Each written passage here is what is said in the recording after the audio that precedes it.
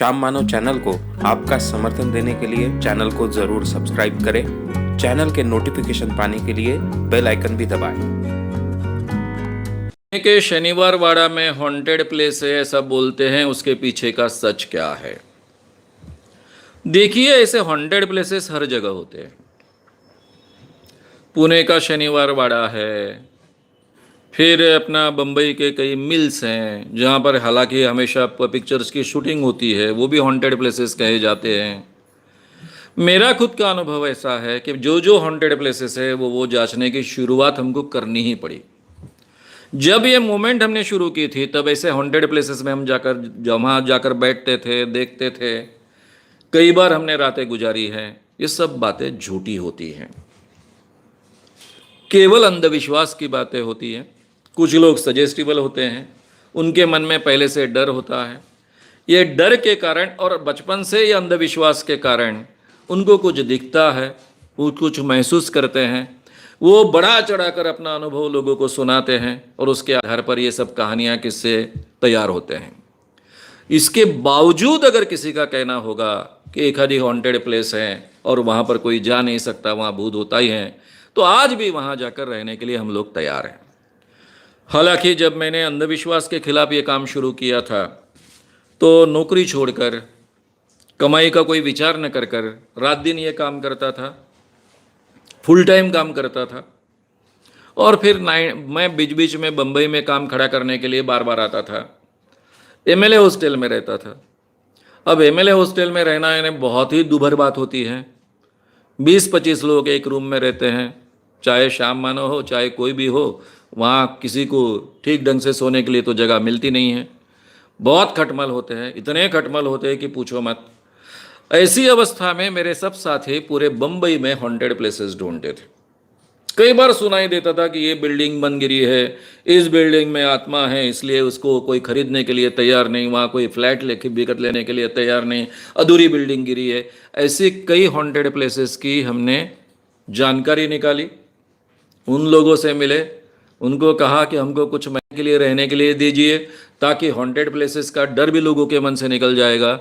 लेकिन ये सब झूठी कहानियाँ थे, बिल्डर्स ने फैलाई हुई कहानियाँ थी। उसने पैसे कई गबन कर दिए थे, आगे का बिल्डिंग का काम वो करना नहीं चाहता था क्योंकि उसके पास पैसे बचे नहीं थे, इसलिए हॉन्टेड केसेस की बातें उठाई गई थी। जो हॉन्टेड फ्लैट्स है ऐसा कहा गया था, उसमें से एक भी फ्लैट हमको रहने के लिए नहीं मिला। वो कोई ना कोई बहाना रहता था हॉन्टेड प्लेसेस का। और कल्पना कीजिए कि ये शुरुआत में तो सभी हॉन्टेड प्लेसेस मुझे ढूंढनी पड़ी है। तो इसलिए शनिवार वाड़ा के बारे में जो कहा जाता है वो केवल कहानी किस्सा है, सच्चाई बिल्कुल नहीं है। इतना हमने समझ लेना चाहिए। आगे मलय कच्चदिया नाम से उनका सवाल है यूट्यूब से। मलय कच्चदिया, कई बार ऐसी घटनाएं सामने आती है कि कोई बच्चा मरे हुए किसी इंसान के जैसे पुनर्जन्म हुआ हो वैसे बात करते हैं। क्या यह सच होता है या सिर्फ कहानियां? ऐसा ही सब उद्धव दराड़े जी का भी है। क्या आप पुनर्जन्म पर विश्वास रखते हैं? उद्धव दराड़े जी का भी यही सवाल है कि क्या आप पुनर्जन्म में विश्वास रखते हो। साथ में पहला सवाल ये था कि कई बच्चे पैदा होते हैं, अलग अलग कहानियाँ कहते हैं, ये इसमें सच्चाई कहाँ तक है। मैं पुनर्जन्म इस विषय पर एक स्वतंत्र व्याख्यान ही लेने वाला हूँ, क्योंकि अभी अभी स्टार माझा इस चैनल पर पुनर्जन्म के किताब पर एक प्रोग्राम हुआ है। उसके बारे में कल ही मैंने कहा था। उसको लेकर एक पूरा पुनर्जन्म का एक कार्यक्रम मैं आपके सामने करने वाला हूँ। 1 घंटे भर उसके बारे में, इस क्षेत्र में क्या संशोधन हुए, आज तक के मेरे अनुभव क्या है, लोगों के दावों में कितना तथ्य इसमें है, इसके बारे में हम चर्चा करेंगे। बाद में क्वेश्चन आंसर्स होगा, तब बहुत विस्तार से ये बात मैं आपके सामने रखूंगा।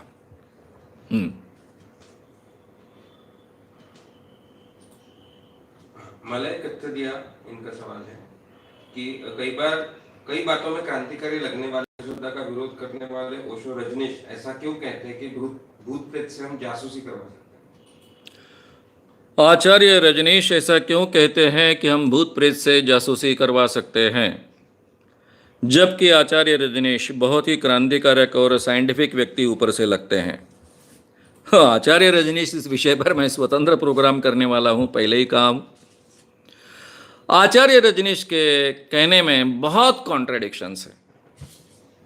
वो बहुत अच्छे फिलोसोफर हैं, फिलोसॉफी के अध्यापक रह चुके हैं, उनका काफ़ी अच्छा स्टडी है। मैंने इसलिए पहले ही कहा कि आचार्य रजनीश एक प्रामाणिक व्यक्ति था। उन दिनों में उन्होंने जो लिखा है वो बहुत बहुत क्रांतिकारक है, सुंदर है, उसमें आपको कॉन्ट्रडिक्शंस भी नहीं मिलते हैं। लेकिन बाद में वो जब भगवान बने, ओशो बने, तो कॉन्ट्रडिक्शंस की भरमार है, झूठ की भी भरमार है। मैं बहुत ही जिम्मेदारी से कह रहा हूं, झूठ की भी बहुत भरमार है। बाद में उन्होंने अपने बाबागिरी का व्यवसाय इवॉल्व किया, उनको कंट्रीब्यूशन बहुत बड़ा हो सकता था। मैं ऐसे एक बाबा को जानता हूं कि जो जिंदगी भर प्रामाणिक थे, जे कृष्णमूर्ति है। जे कृष्णमूर्ति को थियोसॉफिकल सोसाइटी ने बाबा बनाने के लिए तैयार किया था। उनको भगवान कृष्ण का अवतार कर कर प्रोजेक्ट किया था शुरुआत से, बचपन से, इसीलिए उनको तैयार किया। लेकिन जे कृष्णमूर्ति को जब समझ आ गए, उन्होंने डिनाउंस किया कि मैं किसी कृष्ण भगवान का वगैरह अवतार नहीं हूं, मैं आम आदमी हूं। और वो जिंदगी भर अपनी बात प्रामाणिकता से कहते गए। यानी कोई बाबा, कोई फिलोसोफर, कोई गुरु प्रामाणिक नहीं हो सकता है, ऐसा मैं नहीं कहूंगा। अभी मैंने विनोबा जी का नाम आपके सामने लिया था, लेकिन आचार्य रजनीश का मैंने बहुत गहराई से अध्ययन किया है। 4 महीने मैंने उस आश्रम में डाले हैं, उनके सैकड़ों व्याख्यान सुने हैं।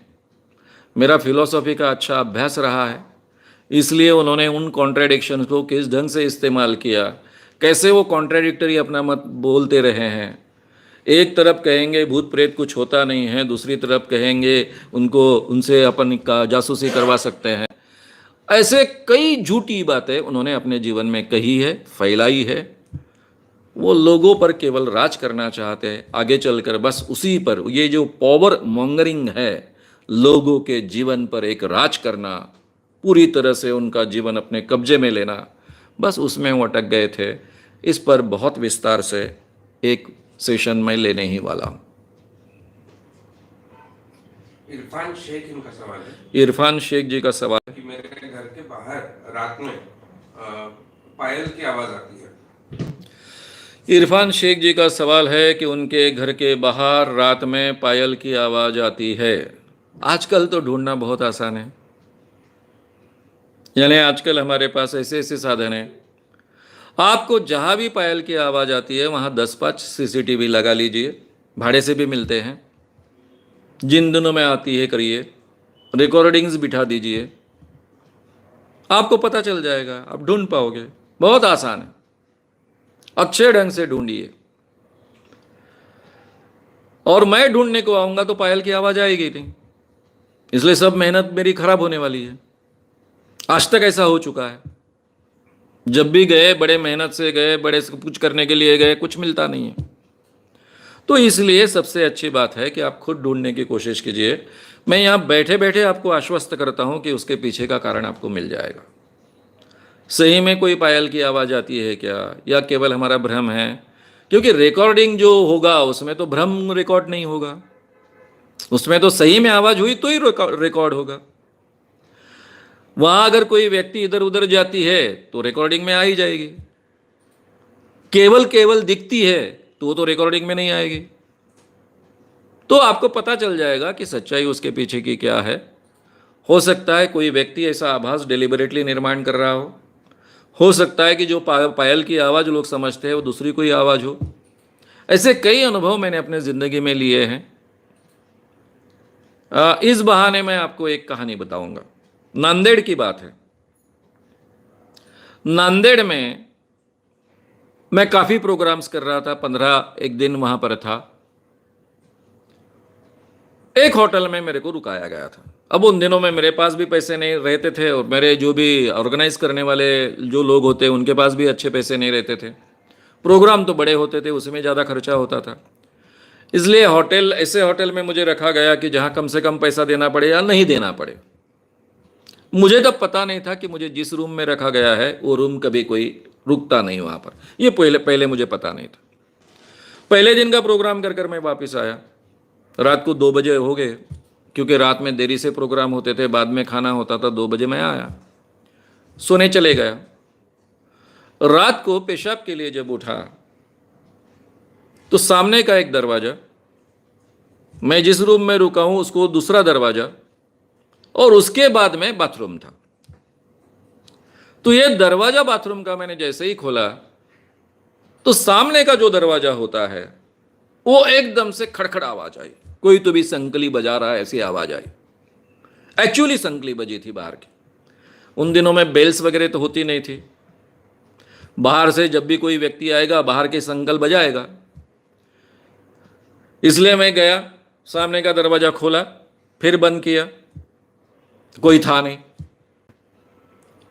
फिर बाथरूम का दरवाजा खोलकर अंदर गया, फिर से आवाज आई।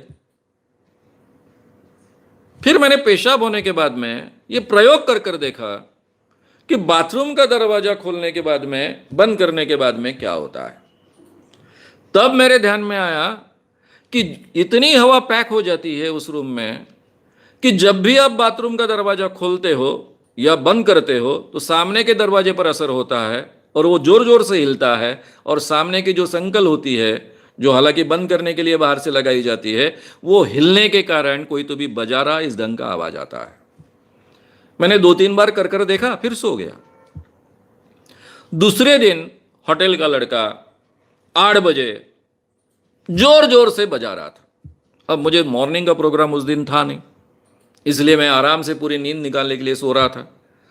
वो जोर जोर से 8 बजे बजा रहा है, इसलिए मैं जाकर फिर बड़े गुस्से से जाकर मैंने दरवाजा खोला। क्यों बजा रहा है रे तू? वो बोले सर आप जिंदा हो? मैं ऐसे देखने लग गया कि मैं जिंदा हूं।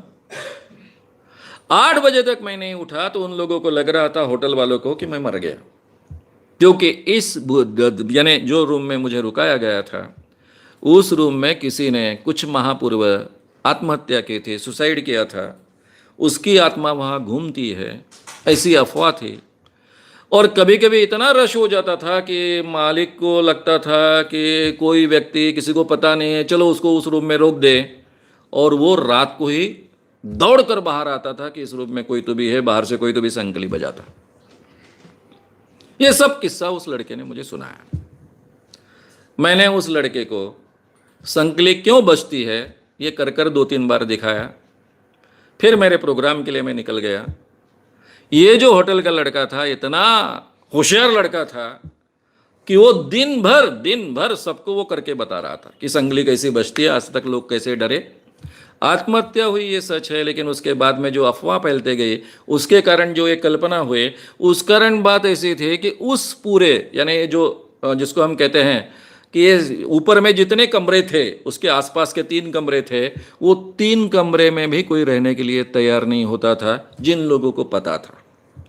इसलिए उस होटल के 4 कमरे हमेशा वैसे के वैसे रहते थे, और जिस कमरे में मुझे रुकाया गया था उस कमरे में तो कोई रहने की हिम्मत ही नहीं करता था। इसका फ़ायदा एक ही हुआ, होटल वाले ने मेरे 15 दिन वहाँ रहने का कोई बिल नहीं लिया। उसका कहना था कि आपके रहने के कारण इतना मेरा फ़ायदा आगे चलकर होने वाला है। बाद में नांदेड़ के पेपर्स में ये बात छपकर भी आई, पूरी की पूरी उसका स्पष्टीकरण आया। कहने का मतलब ऐसा है, मैं आपको कह रहा हूँ कि अगर ढूंढने की कोशिश करोगे तो आपको उसके पीछे का कारण मिल जाएगा। पायल की आवाज़ हो, कुछ भी हो, ऐसा कोई भूत प्रेत आत्मा नहीं होती है।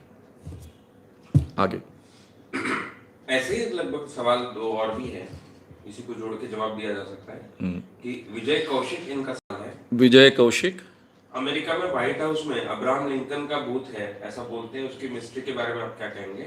अमोल अंभोरे इनका सवाल है। अमोल अंभोरे, उनका एक निवासी स्कूल है और उसमें ऐसा अनुभव आता है कि रात में भी ऐसे आवाज आते हैं, अब उसका डर बच्चों के मन से कैसे निकाले?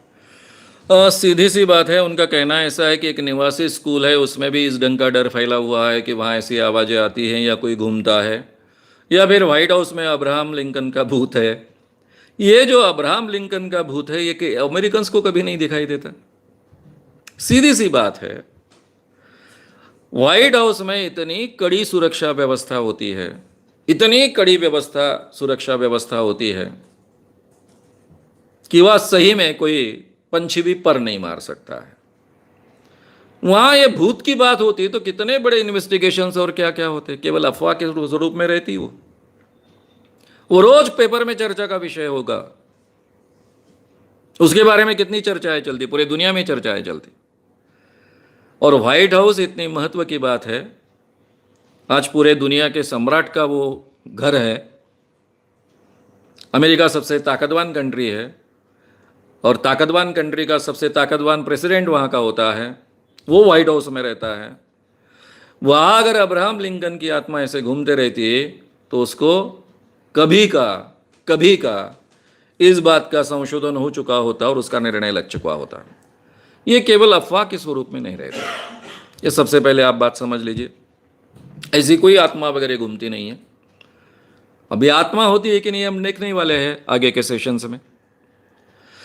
रहा सवाल ये बच्चों के दिमाग में से डर कैसे निकाले, सबसे पहले उनको एक उनका सेशन लेकर उनको समझा देना चाहिए कि इस दुनिया में भूत नहीं होता है, आत्मा नहीं होती है, कुछ नहीं हुआ है, कुछ नहीं होता है।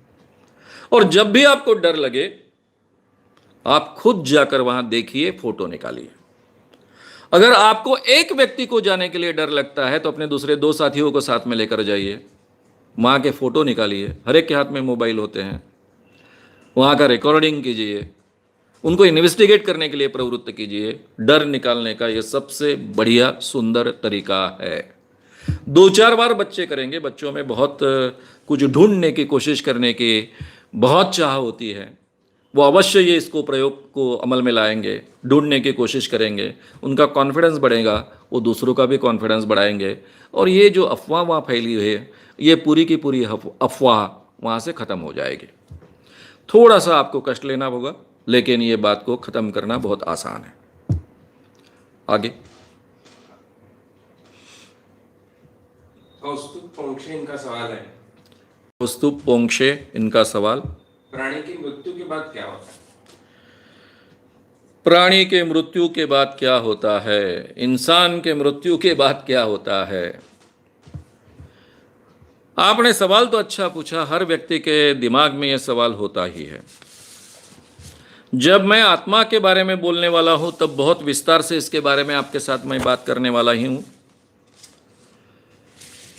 लेकिन मैं इतना ही कहता हूं कि कुछ लोग इसके बारे में जो अलग अलग बातें कहते हैं उसमें तथ्य कितना है। इसके लिए मैं कुछ उदाहरण आपके सामने रखना चाहता हूं। हमारे नागपुर में एक हरकरे नाम के व्यक्ति थे। उन्होंने मृत्यु नंतरचे जीवन कर एक किताब लिखी। उसमें अलग अलग अनुभव लिखे हुए कि मृत्यु के बाद में ये होता है, वो होता है, ऐसा होता है, वैसा होता है, वगैरह वगैरह वगैरह वगैरह वगैरह। अब इसमें तथ्य कितना है? इसमें कोई भी तथ्य नहीं है, ये सबसे पहले आप समझ लीजिए। ये सब के सब भ्रम होते हैं या झूठ होते हैं, ऐसा कभी होता नहीं। इसके लिए एक सुंदर प्रयोग एक साइकेट्रिस्ट ने किया है, बहुत बड़े साइकेट्रिस्ट जिनको हम साइंटिस्ट साइकेट्रिस्ट कहते हैं, ऐसे डॉक्टर हॉफमन, हालांकि उनका नाम था डॉक्टर अल्बर्ट हॉफमन। इन्होंने इस पर प्रयोग किए क्योंकि कई लोगों ने मृत्यु के नंतरचे जीवन के बारे में अपने अनुभव कहे हैं। ये केवल भारतीय लोगों ने कहे हैं ऐसे नहीं है, क्रिश्चियन लोगों ने भी कहे हैं। तो उनके संशोधन का ये विषय था। ये सब जो अनुभव होते हैं वो अनुभव हमेशा उनकी धार्मिक मान्यता के अनुसार होते हैं। और ये किनको आते हैं कि जिनकी जान जा रही है लेकिन गई नहीं, वापिस आई है, वो लोग अपने अनुभव कहते हैं। यानी वो ऐसी अवस्था में है कि मर रहे हैं लेकिन मरे नहीं हैं, ऐसी अवस्था में होते हैं। इसलिए डॉक्टर हॉफमन ने अपने ऊपर एक प्रयोग किया। उन्होंने जो भी प्रयोग इतर लोगों के अनुभव सुने थे, बाकी लोगों के अनुभव सुने थे, उसके आधार पर उनको लग रहा था कि दिमाग में कुछ तो भी ऐसी गड़बड़ी होती है, उसके कारण ऐसे अनुभव आते होंगे। उसका केमिकल एनालिसिस किया गया तो उनके ध्यान में आया कि एलएसडी में भी इस ढंग के केमिकल्स होते हैं। तो उन्होंने खुद एलएसडी लिया। एलएसडी ये नशा आने वाली गोलियां होती हैं, आप सबको मालूम है। फिर उन्होंने जो अनुभव लिया वो लिख कर लिखा है कि हमारी जो आत्मा है, यानी उनके हॉफमैन की आत्मा, वो बाहर आई। बाहर आकर वो तटस्थता से देख रही है, हॉफमैन का शरीर मर चुका है, उनके सब रिश्तेदार इकट्ठा हुए हैं, रिश्तेदार जोर जोर से चिल्ला रहे हैं, रो रहे हैं, ये शांति से ऊपर से देख रहे हैं। सब रिश्तेदार उनकी अंत यात्रा की तैयारी कर रहे हैं। ऐसा काफी देर उन्होंने अनुभव करने के बाद में उनकी आत्मा धीरे धीरे नीचे आई, फिर शरीर में गई, फिर उठकर वो बैठे। ये अनुभव उन्होंने लिख कर रखा। जैसा एलएसडी लेने के कारण यह अनुभव आया, वैसा ही काफी लोगों को जब मरने की अवस्था होती है, उनको लगता है कि अभी मैं मर रहा हूं, वो हाईली सजेस्टिबल होते हैं। उस अवस्था में डर की अवस्था, भय की अवस्था, इमोशनल अवस्था होती है, और उस अवस्था में जो भी हमारे दिमाग में आएगा वो हमको एक्चुअली दिखेगा।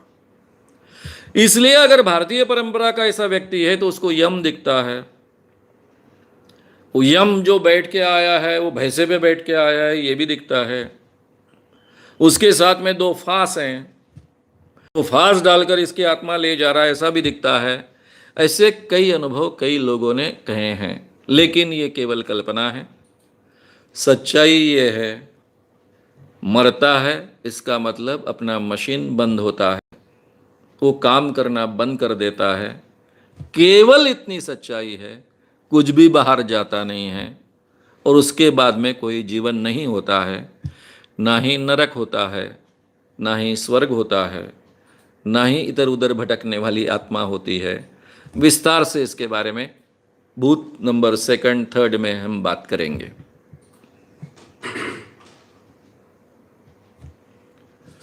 नितिन भोसले इनका सवाल है। नितिन भोसले जी का सवाल है, भूत तो मानते नहीं है, पर फिर भी रात में अगर अकेले हो तो भूतों के आभास होते हैं या डर लगता है, उस पर क्या उपाय है? ये तो डर की बात हो गई है, भूत की बात नहीं है। उसके लिए क्या करना चाहिए? भूत है ऐसा आभास भी होता है, और भूत है ऐसा आभास भी होता है।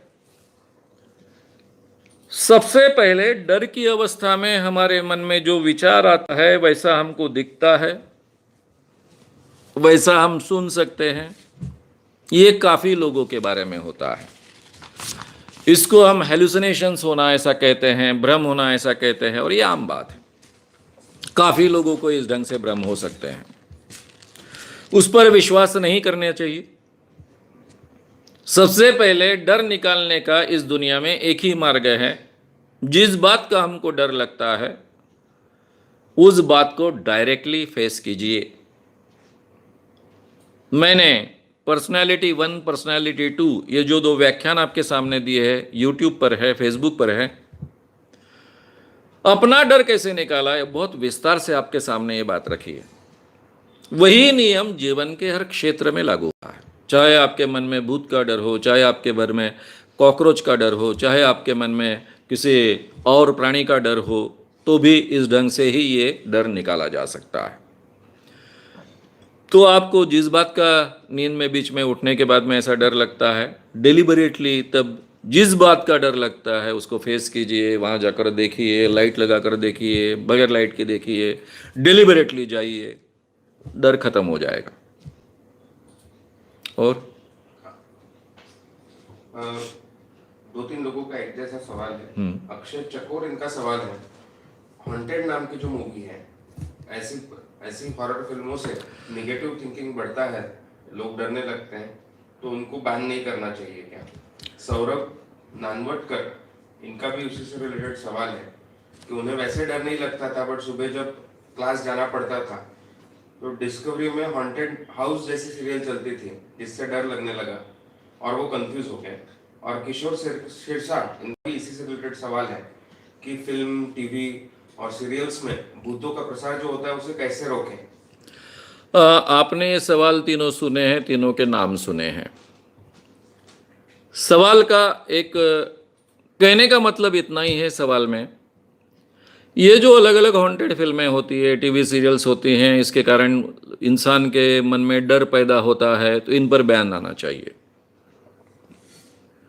मुझे अगर व्यक्तिगत रीति से पूछा जाए, पर्सनल सवाल कोई पूछे कि क्या करना चाहिए, तो मैं भी कहूंगा कि बैन करना चाहिए। क्योंकि ये जो माध्यम होता है, दृश्य माध्यम है, सुनाई भी देता है, ये इंसान के मन पर बहुत अमिट छाप छोड़ जाता है। जैसा मेरे जीवन में मैंने भूत अनुभव किया, लेकिन भूत देखा नहीं,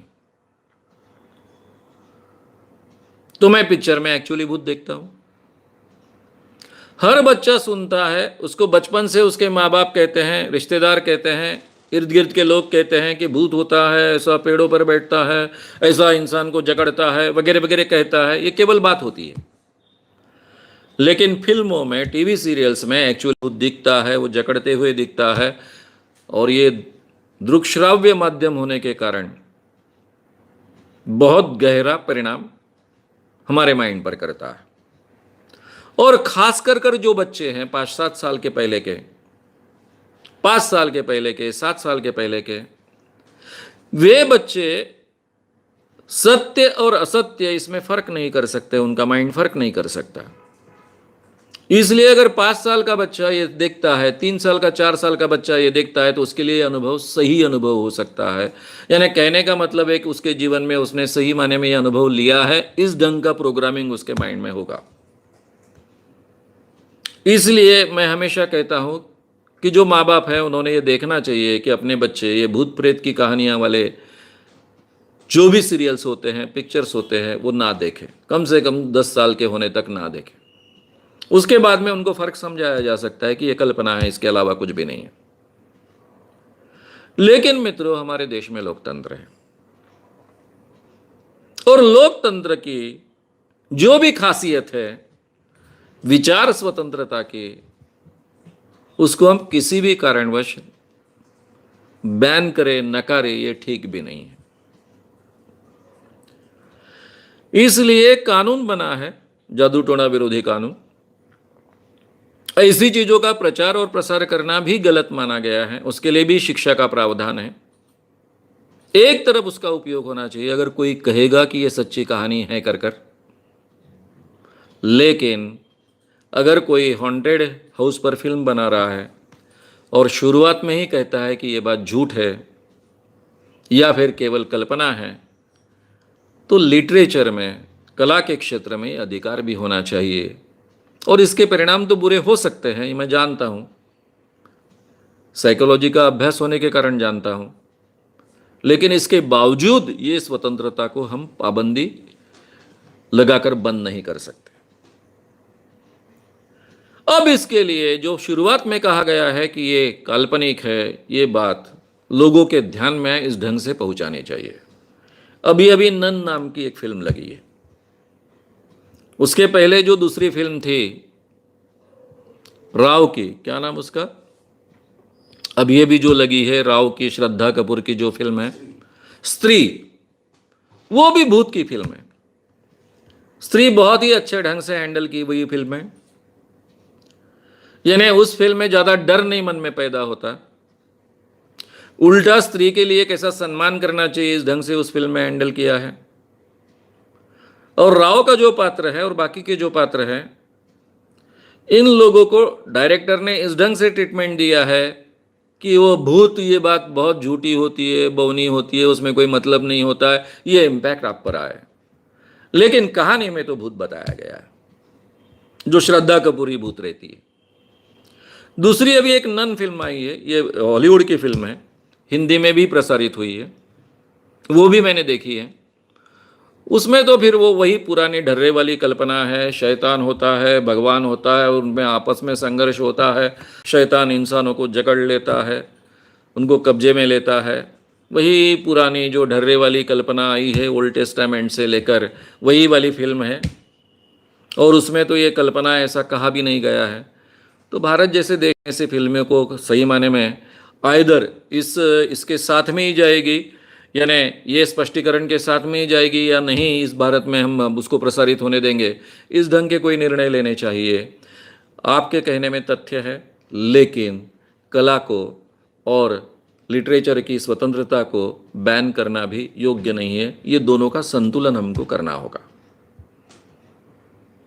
आगे शाहनवाज नाडकर इनका सवाल है।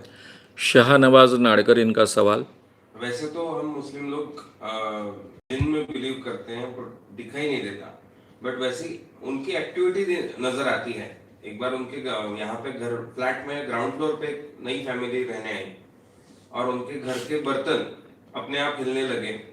एक बार औरत जोर से चिल्लाने लगी और रूम में बाकी लोग गए तो देखा कि नाइफ ऐसा ऊपर से नीचे गिरा। तो इसके पीछे क्या कारण होगा?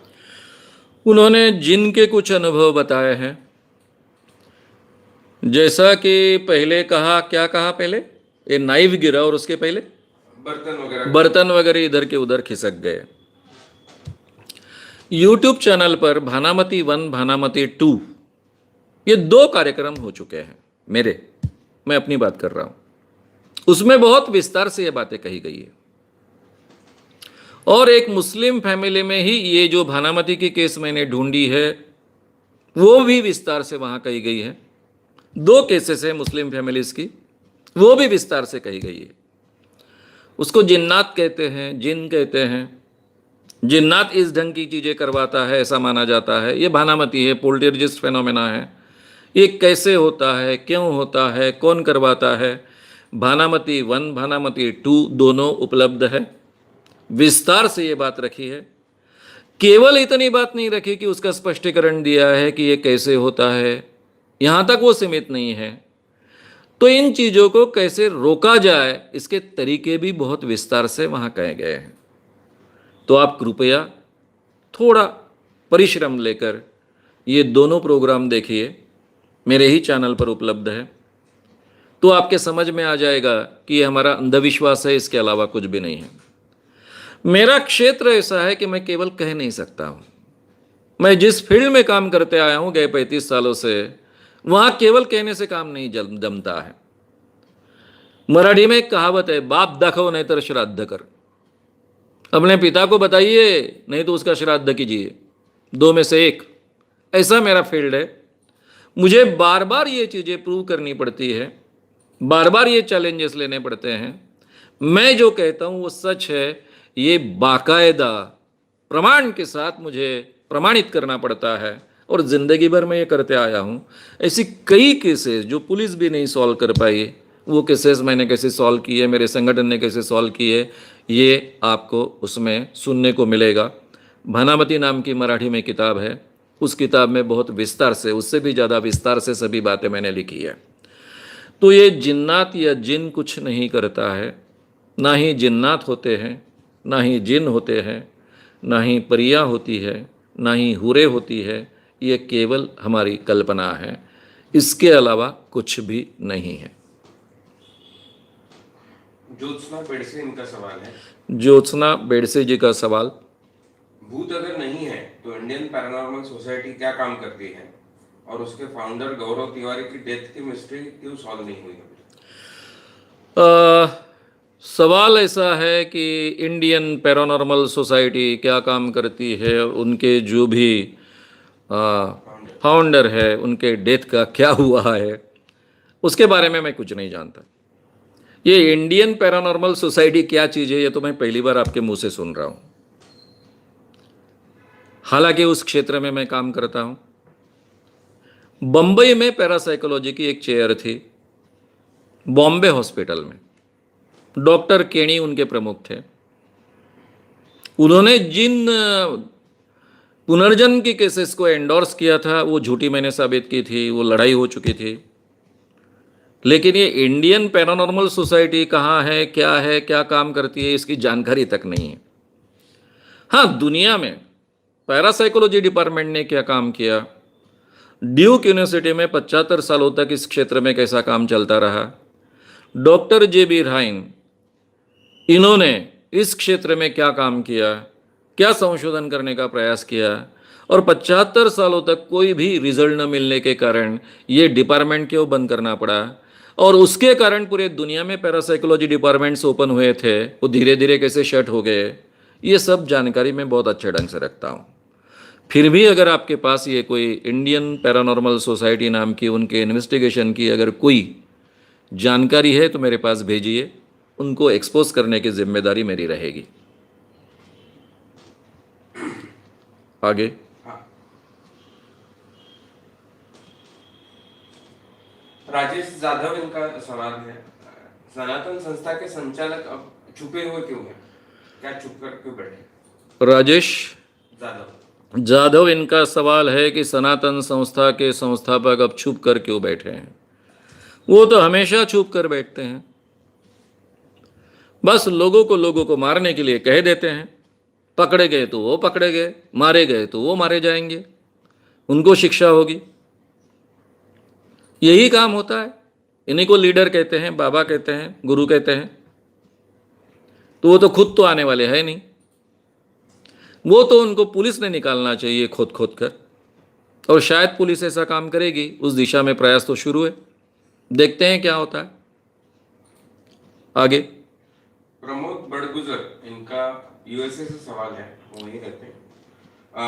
एक बार वो घर में सोए थे, साथ में उनकी वाइफ और 3 साल की छोटी बच्ची भी थी, और एकदम से उनके घर में जो सीलिंग फैन था वो अपने आप घूमने लगा।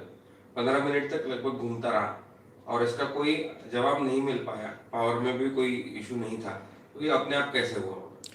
प्रमोद बड़गुजर जी का सवाल है, यूएसएस में रहते हैं वो। सही बात आपसे कहूं मैं, आप फिर से इस बात को जांचिए, अपने आप फैन क्यों घुमा, उसका जवाब आपको मिलना चाहिए। नहीं मिला तो छोड़ दीजिए। यानी हम जांच में कहीं अधूरे रह गए ऐसा मानकर चलिए, लेकिन किसी भी भूत प्रेत ने, किसी आत्मा ने वो फैन शुरू किया, ये दिमाग में मत आने दीजिए। मैं हमेशा अपने प्रोग्राम में एक चमत्कार करता था, लोगों के सामने 1 रुपए की नोट जलाकर बताता था, उन्हीं के हाथ से जलाता था, और वही नोट फिर से पैदा कर कर बताता था। लेकिन इस सवाल का जवाब मैं कभी दे नहीं पाता था। यह चमत्कार मैंने कैसे किया है कभी किसी को नहीं कहता था, कहना भी नहीं चाहता था, कहना भी गलत था, नहीं तो लोग गांव गांव नोट जलाना शुरू कर दे। लेकिन हर बार जो नोट जलाई गई है वही नोट मैं फिर से पैदा कर बताता था। ये एक जादुई ट्रिक है, और उसके बाद में मैं लोगों को समझाता था कि इसका जवाब आपको नहीं मिलने वाला है, आप पूरी कोशिश कर लीजिए। मैंने आपको ठगा नहीं है, मैंने आपका कोई भ्रम तैयार नहीं किया है। आपके ही हाथ से 1 रुपए की नोट जलाई और उसी नंबर की वैसे ही नोट फिर से मैंने पैदा कर कर बताई। ये सच्चाई है। ये कैसे हो सकता है, इसके पीछे एक ट्रिक है, इसका जवाब आपको मालूम नहीं। फिर भी अपने जीवन में हमेशा याद रखिएगा कि कुछ चमत्कारों का, कुछ रहस्यों का हमको जवाब नहीं मिला है, इसका मतलब वो सही में चमत्कार है, सही में रहस्य है, ऐसा नहीं है। हमारा इन्वेस्टिगेशन कहीं तो भी अधूरा रह चुका है, अभी तक हमको वहाँ पहुँचना है। इतना ही ध्यान में रखिएगा, आपको एक दिन इसका भी जवाब आसानी से मिल पाएगा। तो मैं कहूँगा कि आपने जो अनुभव कहा है वो इतना सामान्य अनुभव है कि सहजता से फैन शुरू हुआ और बंद हुआ, ऐसा जो हो सकता है कई कारणों से हो सकता है, उसके पीछे के कारण ढूंढे जा सकते हैं। और नहीं भी उसका जवाब मिला तो उसके पीछे कोई आत्मा नहीं थी, कोई चमत्कार नहीं था, ऐसा मानकर आगे चलिए। वो बोल रहे घुमा है नहीं, केवल घुमा, हवा से भी घूम सकता है। हाँ ठीक है, हवा से भी घूम सकता है या फिर और किसी कारण से घूम सकता है। कारण फैन घुमा ये कोई बहुत बड़ी बात नहीं है, इसलिए उसमें बहुत ज़्यादा समय भी देने की ज़रूरत नहीं है। ऐसे छोटे मोटे जो अनुभव हमारे जीवन में आते हैं उसके पीछे का कारण ढूंढने चाहिए, नहीं मिलते तो छोड़ देने चाहिए, उसको बहुत महत्व देने की ज़रूरत नहीं है। हर्षवर्धन गंभीर इनका सवाल है। हर्षवर्धन गंभीर इनका सवाल है। उनकी जो मामा की लड़की है, नहीं उनकी जो नीस है, उनको भूत लगा है, ऐसा वो लड़की के माता पिता को लगता है। उनको कितना भी समझाए भूत वगैरह नहीं होता तो भी वो ये मानते नहीं है, तो वो उस पर क्या करे? वो छोटी बच्ची को आपके यहाँ या पेरेंट्स को आपके यहाँ लेके आएगा? ऐसे कुछ पेरेंट्स हैं कि जो कहते हैं कि उनके बच्ची को भूत लगा है, उनके रिश्तेदार है, वो कितना भी समझाए तो मानते नहीं हैं। तो ऐसे में क्या करें?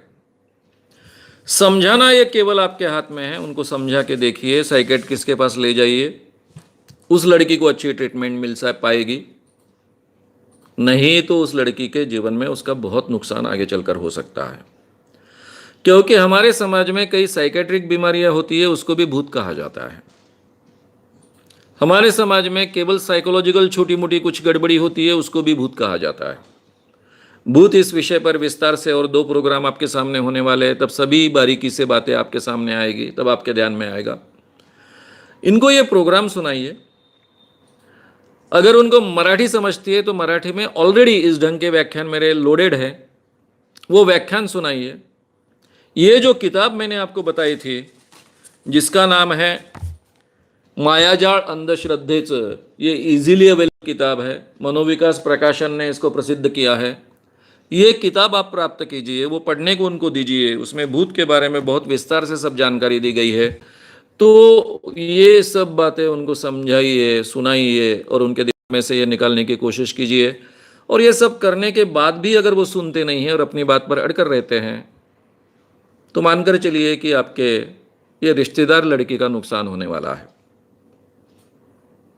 अब हर चीज़ को तो हम रोक नहीं सकते, कोशिश करना हमारा काम है, इतना हमने ध्यान में रखना चाहिए। इसी अंधविश्वास के कारण मेरे घर में कुछ मृत्यु हो चुकी है। मेरी एक बुआ मरी, जिंदगी भर घर के लोग मानते रहे कि ये बुआ को जारण मारण प्रक्रिया की थी, इसलिए उसके जरिए उसको मारा है। मेरे चाचा का एक लड़का,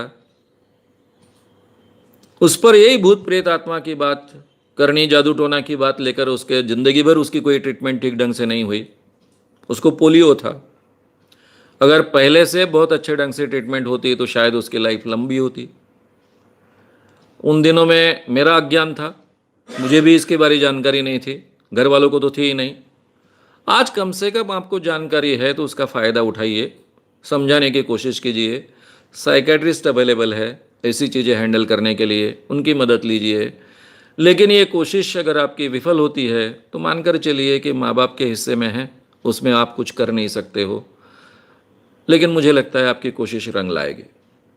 अब जिनको आप समझाने के बाद भी समझने के लिए तैयार नहीं है, वो मेरे मुंह से सुनने के बाद में समझेंगे, इसकी कोई गारंटी नहीं। इसलिए मैं कहता हूँ उसको महत्व है समझने के लिए भी किताबें उनको पढ़ने के दीजिए। मैंने जो बातें पहले से कही चुकी हैं, मराठी में काफ़ी सभी चीज़ें अपलोडेड हैं, तो वो भूत पर जो व्याख्यान हैं उनको सुनाइए, तो शायद उसमें से कुछ मार्ग निकले। और ऐसे ही लगभग सवाल संतोष नलावड़े इनका भी है कि इनके मामा जो हैं वो टीचर हैं, पर वो अंधविश्वासी है और खुद के लड़के को बाबा की तरफ लेके जाते हैं। कई बार समझाने पर भी वो नहीं रुकते। ऐसे लोगों को कैसे समझाएं? संतोष नलावड़ी जी का भी सवाल है कि उनके मामा जो है बाबाओं के पास अपने घर के लोगों को ले जाते हैं, तो उनको कैसे रोकना है। आप खुद समझाने की कोशिश कीजिए, मेरे व्याख्यान उनको सुनाने की कोशिश कीजिए। समझाना, लॉजिकल व्याख्यान सुनना, शायद इसमें से बदलाव होगा। मेरा खुद का अनुभव है कि हर आदमी में कुछ ना कुछ बदलाव होते हैं, केवल उन्होंने सीरियसली सुनने की ज़रूरत है। बहुत अच्छे ढंग से ये बात हमने उनके सामने रखनी चाहिए, तार्किक आधार पर रखनी चाहिए, लॉजिकल रखनी चाहिए, तो काफ़ी लोगों में परिवर्तन होता है। शायद हम जो घर के लोग होते हैं उनके बारे में इतना विश्वास हमारा नहीं होता है। मैं भी अपने माँ बाप को समझाना मेरे लिए बहुत मुश्किल था। अपने बेटे को क्या अक्ल होती है, कितनी होगी, ऐसा हर एक को लगता है। तो नेचुरली आपके भी घर आसपास के लोगों को आपके बारे में ऐसा लग सकता है। इसलिए ये व्याख्यान अभी अवेलेबल है, इजीली यूट्यूब पर अवेलेबल है, वो सुनाइए। किताबें वो उनको पढ़ने के लिए दीजिए। शायद ये अंधविश्वास से वो बाहर आने के लिए उनको मदद मिलेगी। मैं एक अनुभव आपको सुनाऊंगा। मेरे साथ में कुछ कार्यकर्ता जो काम करते थे, उनके घर की बात है। मेरे संगठन में 2 लड़कियां थी, तो बहुत एक्टिव थी इस फील्ड में। उनके मामा थे, वो मामा भी बहुत रैशनल थे, सावरकर जी को बहुत मानते थे। लेकिन ये मामा की माँ जो है, यानी इन लड़कियों की, जिनको हम कहेंगे ग्रैंड मदर, माँ की ओर से, वो बहुत अंधविश्वासी थी। ये लड़कियां अपनी ग्रैंड मदर से जब भी मिलती थी उनको बहुत डांटती थी, क्या वो तो श्याम मानव के साथ में काम करती हो, बाबाओं के खिलाफ काम करती हो, आध्यात्मिक गुरु होते, ये होते, वो होते, वो होते, वो होते, वगैरह वगैरह वगैरह वगैरह। और उनको बहुत डांटती थी, हमेशा बहुत विरोध करती थी। एक बार वो मामा मुझसे मिलने आ गए, मुझसे कहने लगे कि मानव सर, मेरी माँ को कैसे समझाऊं। अब ये बहुत सी बातें मुझे मालूम है, ये सब झूठा है मालूम है, सावरकर जी को मैंने पूरा पढ़ा है, मैं माँ को कहने की कोशिश करता हूँ, माँ कोई अनपढ़ नहीं है, अच्छी पढ़ी लिखी है, इसके बावजूद मैं उसको समझा नहीं पाता हूँ। ये सिचुएशन थी। वो ना अपने नातियों का सुनते थे, ना अपने बेटे का सुनते थे, उसको कोई समझा नहीं पाता था।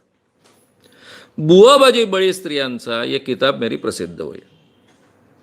जैसे ही वे पहली कॉपीज आई तो एक कॉपी मामा के पास आई, लड़कियों ने मामा तक पहुंचा दी। मामा उसको पढ़ रहे थे, पढ़ते पढ़ते उन्होंने वो किताब घर में छोड़ दी। वो टेलीफोन एक्सचेंज में बहुत बड़े अफसर थे, डिस्ट्रिक्ट को लीड करते थे, चले गए अपने ऑफिस में। जब वो रात को वो घर वापस आए शाम को, तब उन्होंने देखा कि किताब जिस ढंग से रखी थी वो उसकी पोजीशन बदल गई है। उन्होंने ये भी देखा कि किताब के पन्ने इधर उधर हो चुके हैं, यानी जहां पर उन्होंने मोड़ कर रखा था कि इतना मैंने पढ़ा, इसके आगे का पढ़ना है, वो मोड़ गायब हो चुके थे, दूसरी मोड़ बने थे। उनके ध्यान में आया कि उनकी मां ने शायद ये किताब पढ़ी है। फिर ये अनुभव करते रहे। इनको पढ़ने के लिए 15 दिन लगे, मां ने पहले 3 दिन में ही किताब खत्म कर दी थी। चौथे दिन जब वो घर आए तब उन्होंने देखा कि मां का जो मंदिर है, मंदिर में जो अलग अलग बाबा के फोटो लगे थे, सब बाबाओं के फोटो गायब हो चुके थे, केवल भगवान बचा। इनको इतना अचरज लगा कि उन्होंने मां से पूछा कि मैं इतने सालों से तुझे समझा रहा हूं, फिर भी कोई असर नहीं हुआ।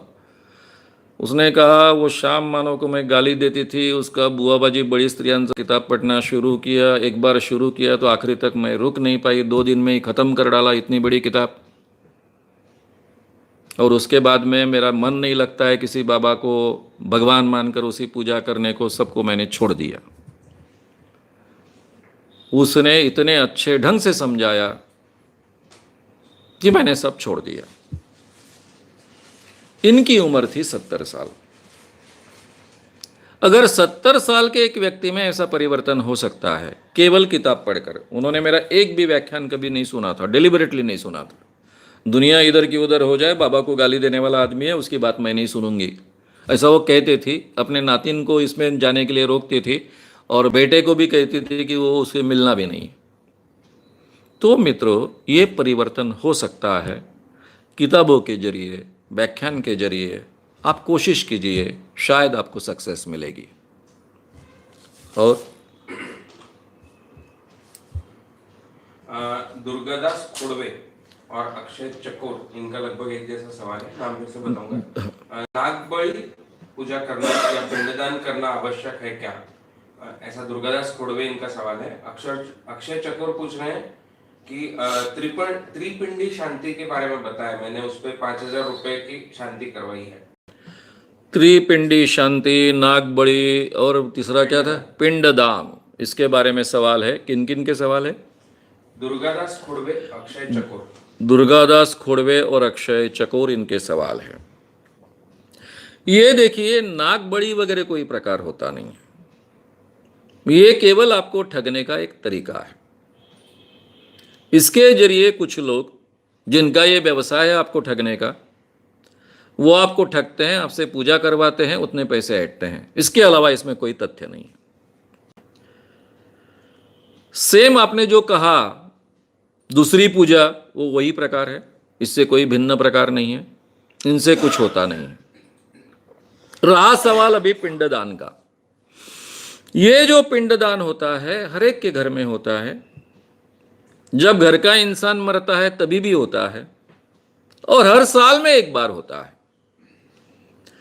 हमारे जो घर के लोग पहले जा चुके हैं, दुनिया छोड़कर मर चुके हैं, ऐसे हमारे पूर्वजों को हम उस दिन कुछ पिंड देते हैं,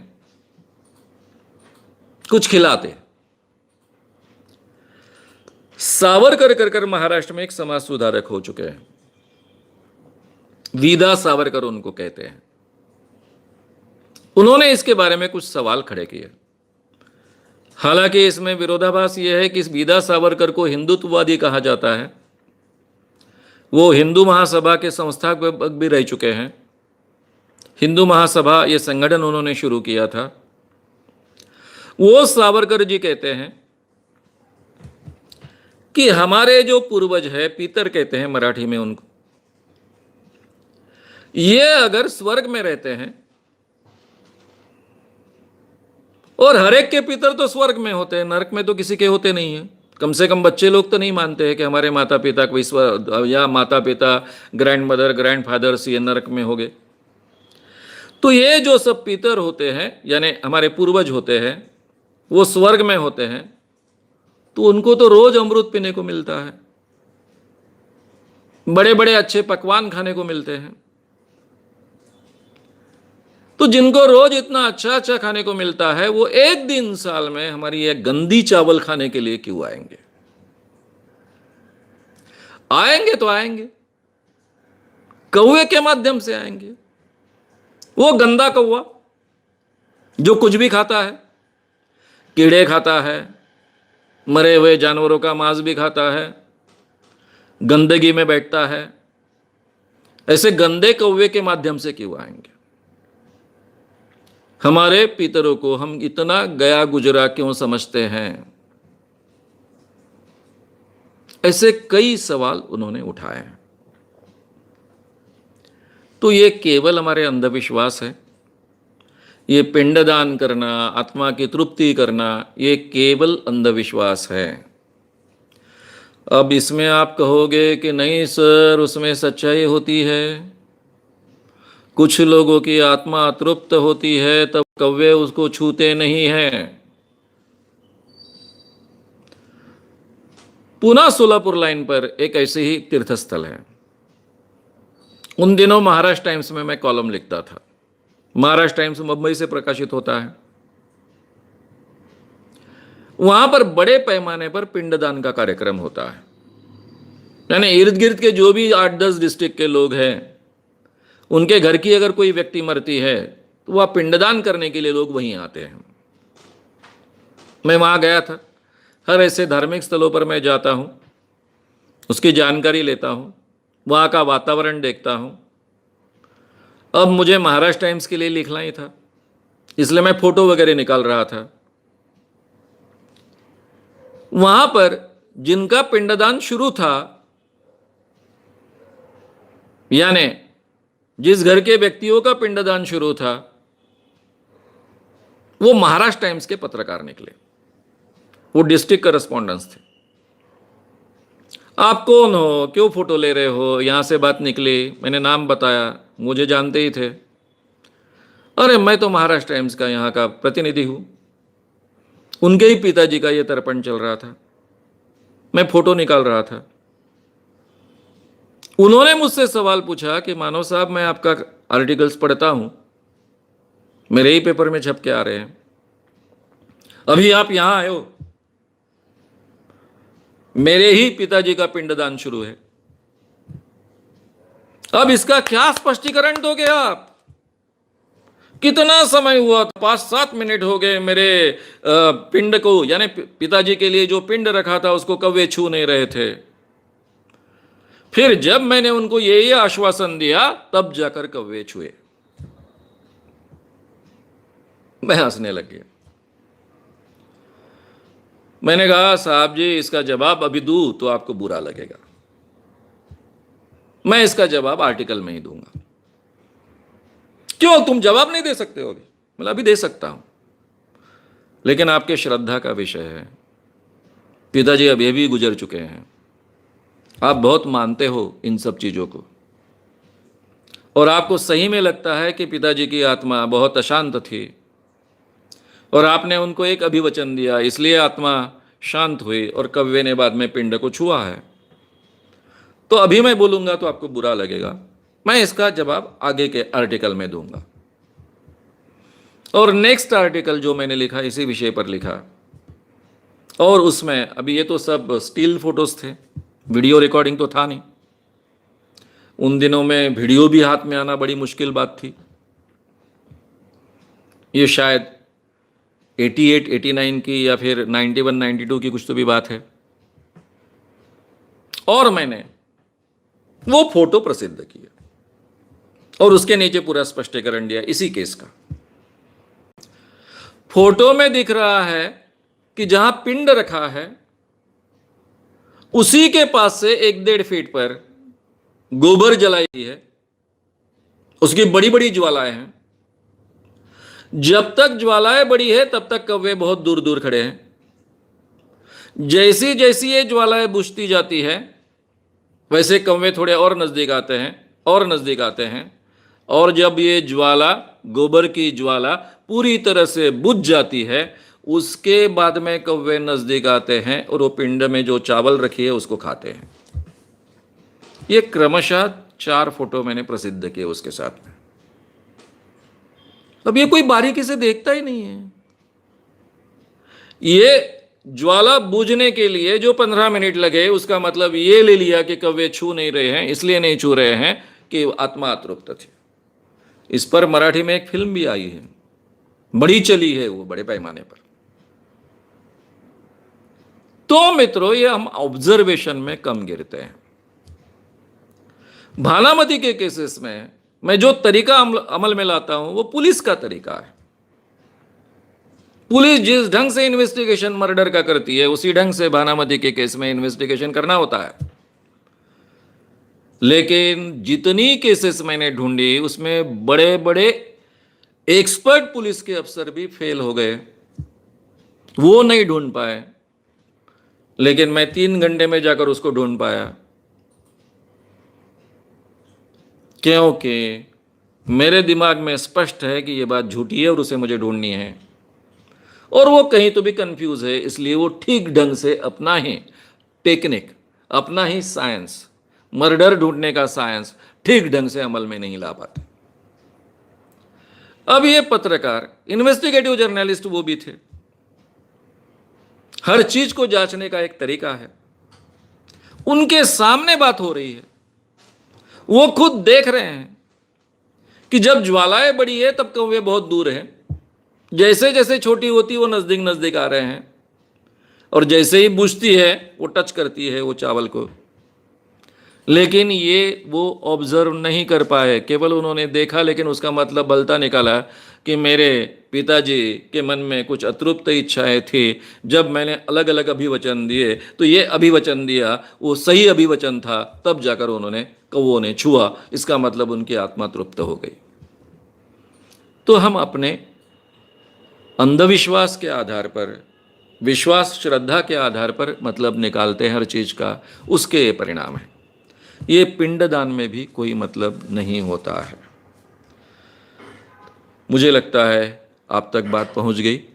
कोई भी पूजा करने से कोई भी शांति आपके जीवन में नहीं आ सकती है, उसके कारण कोई भी आपके जीवन में बदलाव नहीं आ सकता है। केवल आपको मन की शांति मिल सकती है, इतनी ही बात उसमें सच है, उससे और ज़्यादा कुछ सच उसमें नहीं है। आगे राजीव वाइकर इनका सवाल है। राजीव वाइकर इनका सवाल, हर वो चीज जो हम सिद्ध नहीं कर सकते उसको झूठ कैसे बोल सकते हैं? हो सकता है कि उसको सिद्ध करने का तरीका इजाद अब तक ना हो। बिल्कुल सही बात आपने कही। राजीव वाइकर जी का ये सवाल है कि जो चीज़ हम सिद्ध नहीं कर सकते वो झूठी है, एक इस आधार पर कहें। हो सकता है कि उसका तरीका हमारे पास आज नहीं है। ये नई चीज़ों के बारे में सच हो सकता है। उदाहरण के तौर पर पहले हमको समुंदर की बहुत कम जानकारी थी। हम 400-500 फुट के नीचे भी क्या समुंदर में होता है इसकी जानकारी हमको नहीं थी। जब पानी के अंदर घुसने वाले जहाज हमको प्राप्त हुए, जिसको हम पनडुब्बी कहते हैं, तब हमें और जानकारी मिली, क्योंकि इंसान तो इतना अंदर नहीं जा सकता है। फिर जब हमने ऐसे अलग अलग एपरेटस विकसित किए कि हम ऑक्सीजन लेकर नीचे जा सकते, तो थोड़ा और नीचे जा पाए। लेकिन आज हमारे पास जो भी एपरेटस हैं, विज्ञान इतना बड़ा है, तो 1 किलोमीटर के नीचे हम नहीं जा पाए हैं, क्योंकि पानी का वजन इतना बढ़ता है कि हमारा कोई भी एपरेटस उसके सामने टिक नहीं पाता है। ना ही हम कैमरा भेज सकते हैं उसके नीचे, ना कुछ कर सकते हैं। इसके बावजूद हम जानते हैं कि 1 किलोमीटर के नीचे भी सृष्टि होनी चाहिए। पहले ऐसा माना जाता था कि जहां तक प्रकाश पहुंचता है तब वहीं तक प्राणी सृष्टि और वनस्पति सृष्टि हो सकती है। हमको अभी जो संशोधन प्राप्त हुए हैं, तब पता चला है कि जहां पानी यानी प्रकाश बिल्कुल नहीं पहुंचता है, उसके नीचे भी वनस्पति होती है और प्राणी सृष्टि होती है। यानी फोटोसिंथेसिस के आधार पर प्राणी सृष्टि और वनस्पति सृष्टि हो सकती है। ये जो हमारी मान्यता थी, उसमें हमने सुधार किया। तो जिन चीज़ों के बारे में हमें जानकारी नहीं है, ये अज्ञान का क्षेत्र है, उस क्षेत्र में आप कहते हो उस ढंग से हो सकता है। मैं इस अज्ञान के क्षेत्र के बारे में नहीं बोल रहा हूं, मैं अंधविश्वास और श्रद्धा के क्षेत्र के बारे में बात कर रहा हूं। आपको आत्मा का कैसा पता चला? देखा आपने आत्मा? आपने अपने अभ्यास में कभी आत्मा का स्टडी किया? भूत का स्टडी किया?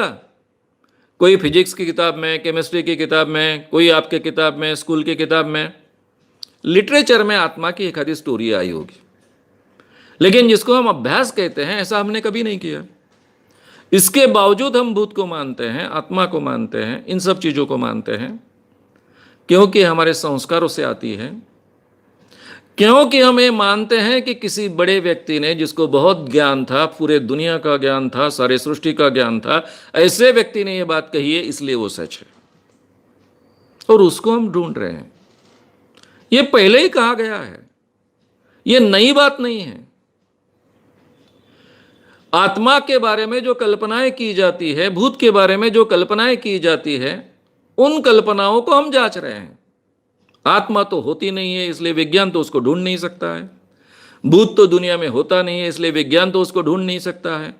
लेकिन जो आत्मा की कल्पना है, उसको ढूंढना, विज्ञान जो कल्पना करता है, वो कोई कल्पना नहीं करता है केवल, वो वास्तविकता ढूंढता है। तो उस कल्पना में कुछ वास्तविकता है क्या, ये ढूंढने का काम विज्ञान करता है, और उसको नहीं मिलता है तब कहता है कि ये नहीं है। विज्ञान केवल सत्य को ढूंढ सकता है, कल्पना झूठी है ये साबित कर सकता है। जो काल्पनिक है उसको सच्चा साबित करने के लिए कोई साधन नहीं है, ना ही हो सकते हैं।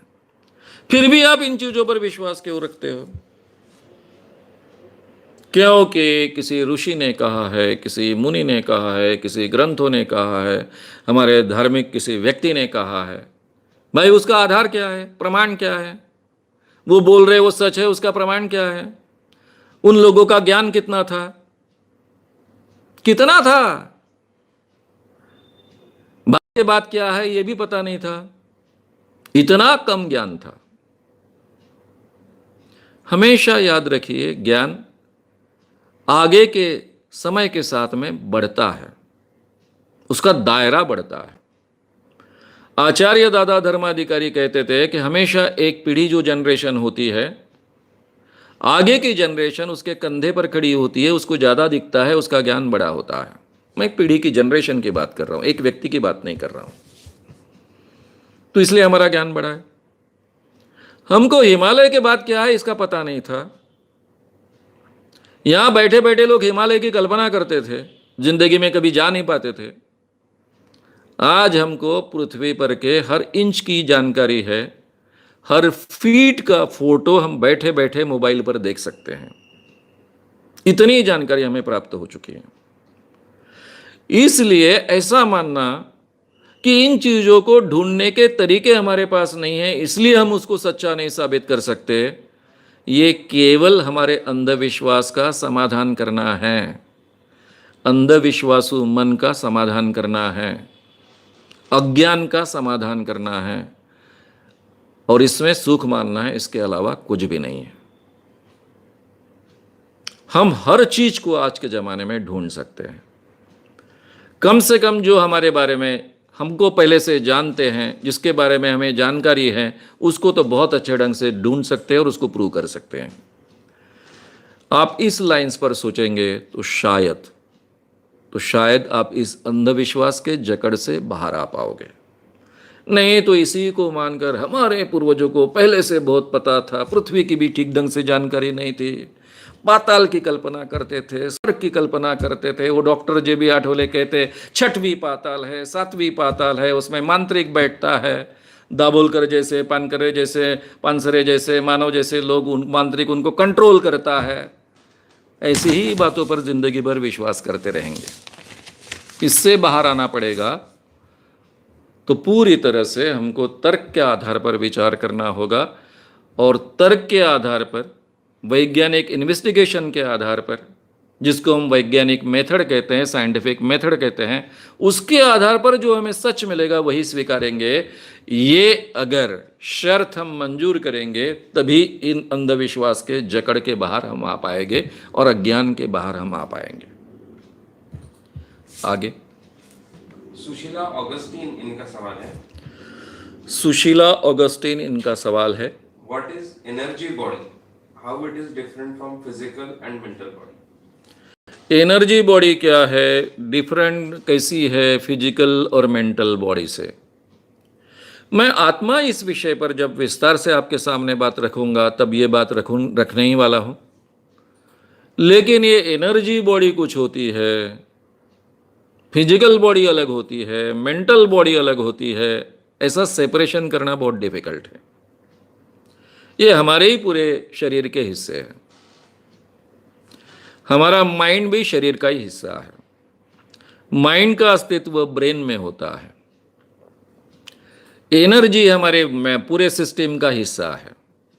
इलेक्ट्रोबायोकेमिकल इंपल्सेस के जरिए वो चलती है।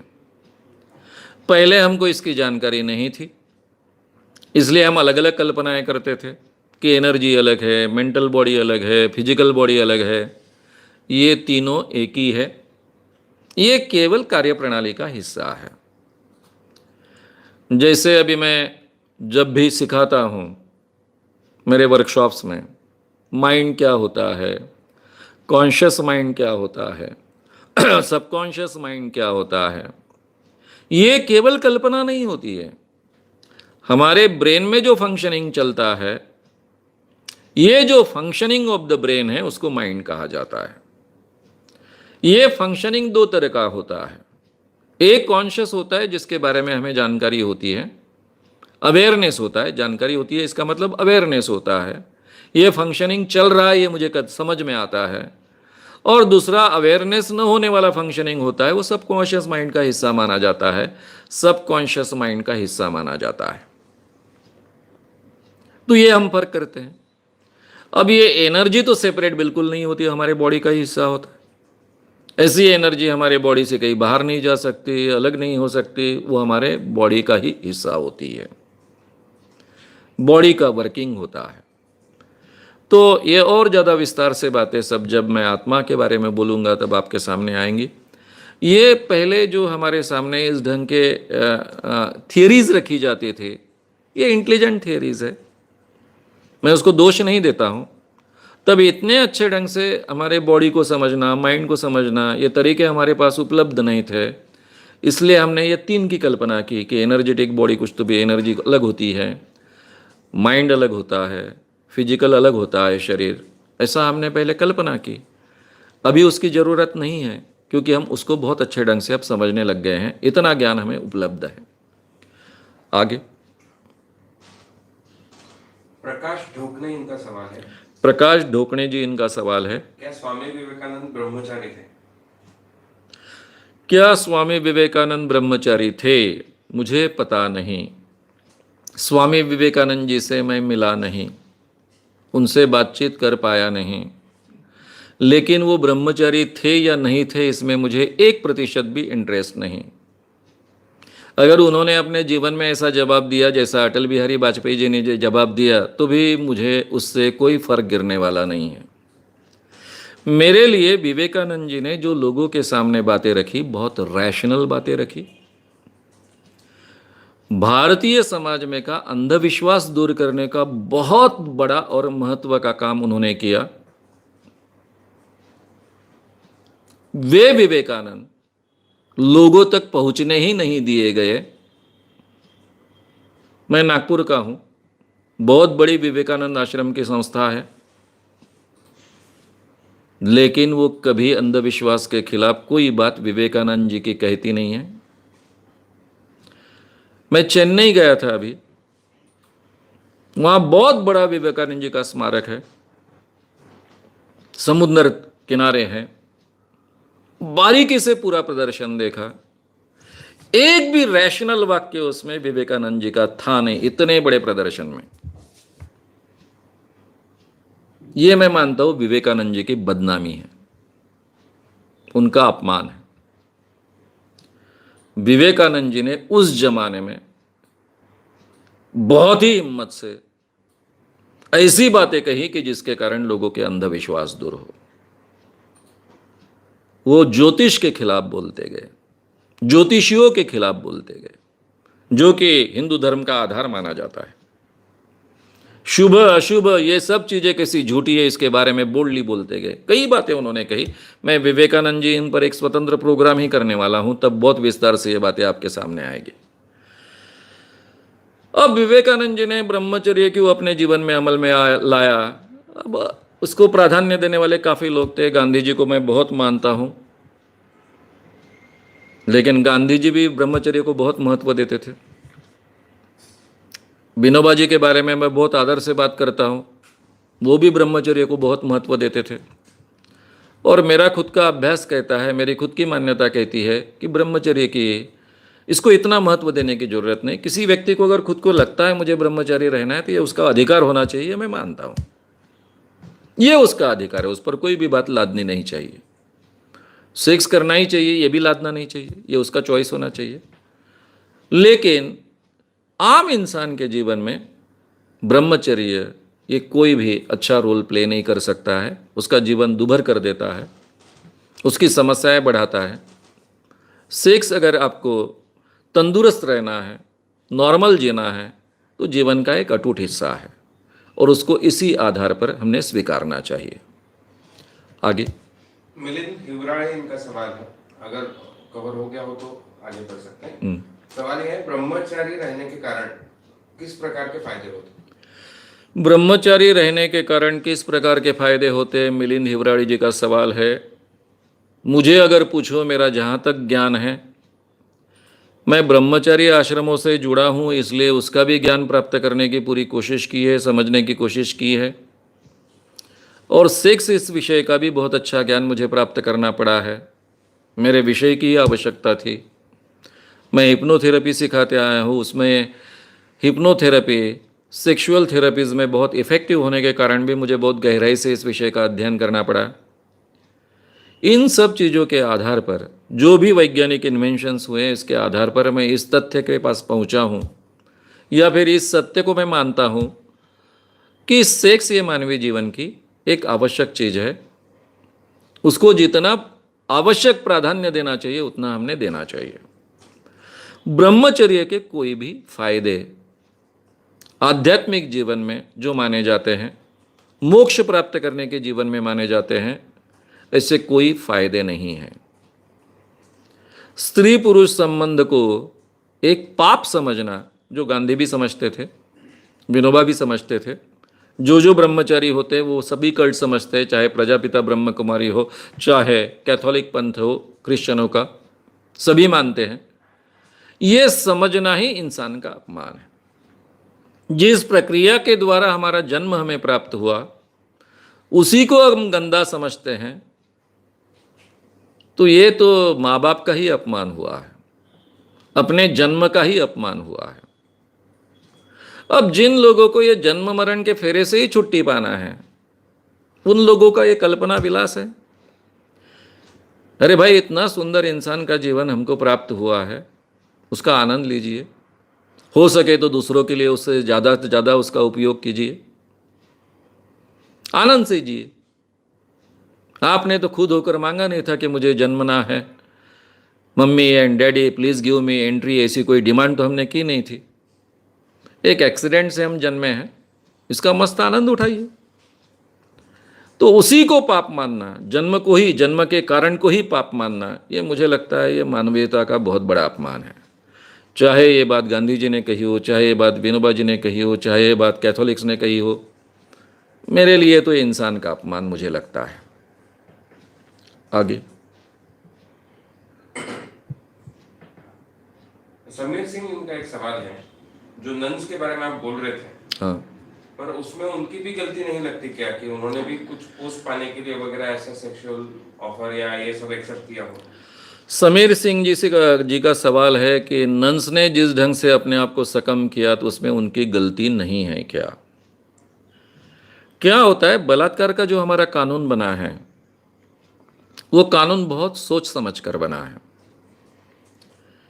अगर कोई व्यक्ति किसी के कस्टडी में है और उसको उसके शरीर का अगर उपभोग लिया जाता है, तो ये उसके कंसेंट के आधार पर लिया जाता है, ऐसा नहीं माना जाता है। उसको अगर ना कहने का अधिकार ही नहीं है, तो व्यक्ति क्या करेगी? सकम होने के अलावा उसको कोई दूसरा चारा नहीं होता है। एक ऑफिसर में एक मैनेजर है, उसके हाथ के नीचे कोई क्लर्क कर कर औरत काम करती है। अगर उसका सेक्सुअल एक्सप्लॉयटेशन होता है और वो अगर कंप्लेंट करती है, तो कानून के अनुसार ये नहीं माना जाता कि उसके कंसेंट है, उसने अपना कुछ फायदा प्राप्त करने के लिए बॉस के साथ वो सोई है, ऐसा नहीं माना जाता है। इसलिए पुलिस इन्वेस्टिगेशन में जो कोर्ट के सामने बात रखी गई, उसका पहला वाक्य है कि ये बिशप ने अपने पोजीशन का फायदा उठाया और इस नन के साथ में 12-13 बार बलात्कार किया, 13 बार बलात्कार किया, 13 बार बलात्कार किया। उस लड़की का कहना है, नन का कहना है, पुलिस ने क्या बार बार बलात्कार किया। ये पुलिस के इन्वेस्टिगेशन का तथ्य था। ये बहुत ही सोच समझकर कई हजारों नहीं कि सैकड़ों सालों के अनुभव के आधार पर ऐसे कानून बने हैं। जब कोई प्रीस्ट होता है, नन तो आती है 13-14 साल की होती है, 15 साल की होती है, 16 साल की होती है, तब आती है। तब उसकी समझ कितनी होती है, समाज के बारे में, दुनिया के बारे में कितनी समझ होती है, सेक्स के बारे में, सेक्स की आवश्यकता के बारे में कितनी समझ होती है। टीनेज में, वो 20 साल की भी होगी तो भी टीनेज में आदमी बहुत ही सजेस्टिबल होता है। धर्म के लिए त्याग करना है, यीशु के लिए त्याग करना है, पूरा जीवन न्योछावर करना है, ये बड़ी बड़ी बातों का असर होता है। वो वहां आती है। आने के बाद में उसको ब्रह्मचारी रहने के लिए कहा जाता है। आने के पहले से उसको पता होता है कि मुझे ब्रह्मचारी रहना है, किसी के साथ में शारीरिक संबंध नहीं बनाने हैं, रोमांस नहीं करना है, केवल फिजिकली नहीं करना है तो मेंटली भी नहीं करना है। ये सब बातें उसको पहले से सिखाई जाती है। और इसके बावजूद जब कोई प्रीस्ट जिसके नीचे वो है, उसके हाथ के नीचे काम कर रही हैं, उसके ऊपर सब कुछ निर्भर है, वो अगर उसको कहता है कि मेरे साथ तुझे सोना पड़ेगा, तो ये उसको किस आधार पर नहीं कहेगी? नहीं कहेगी तो उसको बाहर जा पड़ेगा, ये और ज्यादा तकलीफ देगा, हरास करेगा। ये अगर हरास करेगा तो वहां जीना दुभर हो जाएगा। अब वो समाज में वापस भी नहीं जा सकती, क्योंकि वो अब नन बन चुकी है। उसको समाज में बहुत प्रतिष्ठा है, उसके समाज में, क्रिश्चियन समाज में, कैथोलिक में बहुत प्रतिष्ठा है। केवल उसको प्रतिष्ठा नहीं, उसके माँ बाप को प्रतिष्ठा है। यही जैन साध्वी के बारे में होता है। माँ बाप को प्रतिष्ठा मिलती है, रिश्तेदारों को प्रतिष्ठा मिलती है। मेरी भांजी नन बनी है, मेरी नीस नन बनी है, मेरी बेटी तक बात सीमित नहीं रहती है। अगर वो वापस जाती है तो ये सब का क्या होता है? इसलिए ये वातावरण के बारे में थोड़ा सोचिए।